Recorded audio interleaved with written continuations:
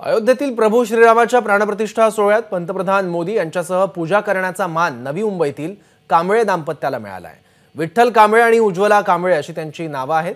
3 जानेवारी 2024 ला अयोध्येवरून जेव्हा दुपारी फोन आला त्यावेळेला आश्चर्य वाटलं की आपलं नाव कसं काय पण 22 जानेवारीला तुम्हाला अयोध्येला उपस्थित राहायचं आहे हे कळलं, आनंद झालाच।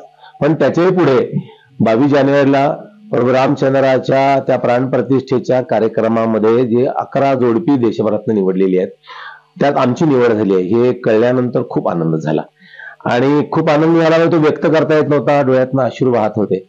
पण पूर्वजन्मीचं काही संचित आहे ते फळाला आलं। 1992 लाही मी अयोध्येत होतो आणि आता सुद्धा त्या भव्य मंदिराच्या निर्माणामध्ये रामलला तिथं विराजमान होणार आहेत आणि त्याचा साक्षीदार मी आणि माझी पत्नी तिथं होत आहोत।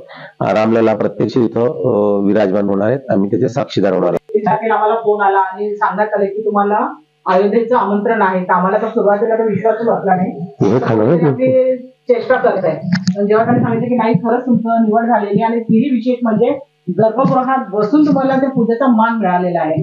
ते ऐकल्यानंतर आमच्या कानावर खरंच विश्वास नव्हता आणि तेव्हापासून 3 जानेवारीपासून आमच्याकडे दिवाळी साजरी होते। तर खरंच सांगतोय दररोज काही ना काहीतरी होत आहे आमच्या घरामध्ये आणि तेव्हापासून जी दिवाळी साजरी होते मला वाटतं 22 तारखेपर्यंत आपल्या घरी साजरी होणार आहे आणि ते आमच्याच घरी नाही तर आपल्या सगळ्या समाजामध्ये आपल्या पूर्ण भारतामध्ये ही साजरी होणार आहे आणि त्याचा आम्हाला खरंच खूप अभिमान आहे की आम्हाला आमंत्रण। एबीपी माझा, उघडा डोळे बघा नीट।